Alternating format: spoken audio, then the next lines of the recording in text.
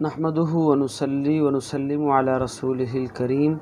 اما بعد فاعوذ باللہ من الشیطان الرجیم بسم اللہ الرحمن الرحیم قال اللہ تعالی وَلْيَشْهَدَ عَذَابَهُمَا طَائِفَةٌ مِّنَ الْمُؤْمِنِينَ صدق اللہ العظیم۔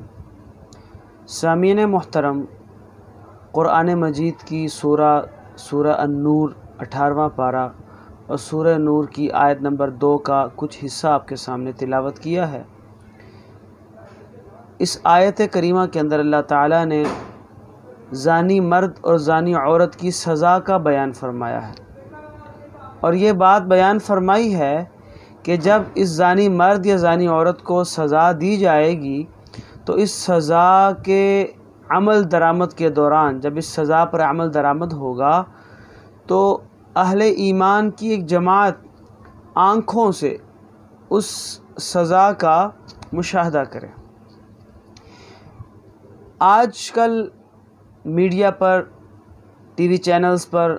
آپ کو ایک بحث بار بار سننے کو مل رہی ہے کہ آیا زیادتی کے اندر مبتلا، ریپ کیسز میں مبتلا مجرموں کو جب سزا دی جائے تو سر عام ان کو پھانسی دینا چاہیے یا نہیں، یہ بات موضوع بحث بنی ہوئی ہے۔ تو اس میں یاد رکھنا چاہیے کہ سر عام پھانسی دینا یا پھانسی دینا، یہ دونوں کام ہی شریعت سے متصادم نہیں ہیں، یہ عین شریعت کے مقتضا کے مطابق ہیں کہ جب بھی کوئی شخص کوئی ایسا جرم کرے جو فساد فی الارض کے زمرے میں آتا ہے، زمین میں فساد پھیلاتا ہے، تو ایسے شخص کو جو سزا دی جائے،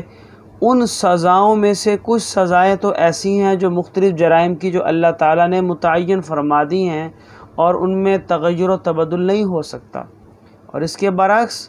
بہت ساری سزائیں ایسی بھی ہیں، بہت سارے جرائم ایسے ہیں جن کی سزاؤں کا اختیار اللہ تعالیٰ نے حاکم وقت کی ثوابدید پر رکھا ہے۔ وہ چھوٹی سے چھوٹی سزا بھی دے سکتا ہے اور بڑی سے بڑی سزا یعنی پھانسی بھی دے سکتا ہے۔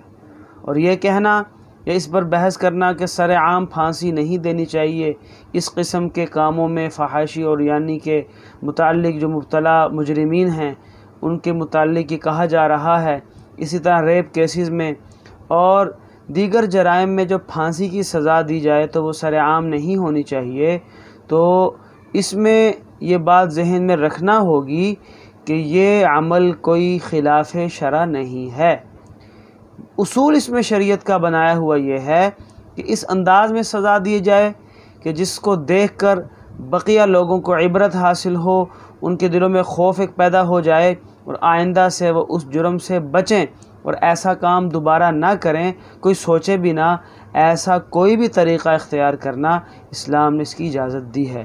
اور اسی وجہ سے اگر کسی مجرم کے جرم کے ثابت ہو جانے کے بعد اس کی سزا پر عمل درآمد عوام الناس کے سامنے کیا جائے کہ سبھی اس کا مشاہدہ کریں، تو اس میں کسی قسم کی کوئی قباحت نہیں ہے اور عین شریعت کے اقتضاء کے مطابق ہے۔ قرآن مجید نے خود فرمایا ہے وَلْيَشْهَدْ عَذَابَهُمَا طَائِفَةٌ مِّنَ الْمُؤْمِنِينَ کہ زانی مرد اور زانی عورت اگر وہ غیر شادی شدہ ہے اس کو 100 کوڑے لگائے جائیں گے، اور جب یہ 100 کوڑے لگائے جائیں تو کوڑے لگنے کے دوران ایمان والوں کا ایک لشکر، ایک جمع غفیر، ایک جماعت اس کا مشاہدہ کرے، اپنی آنکھوں سے دیکھے، تاکہ اس جرم کی نفرت، اس کا خوف، سزا کا خوف ان کے دلوں میں پیدا ہو جائے اور دوبارہ کسی کو ایسا عمل دوبارہ کرنے کی جرت اور ہمت پیدا نہ ہو۔ اللہ تعالی ہم سب کو دین کی صحیح سمجھ عطا فرمائے۔ وما علینا الا البلاغ المبین۔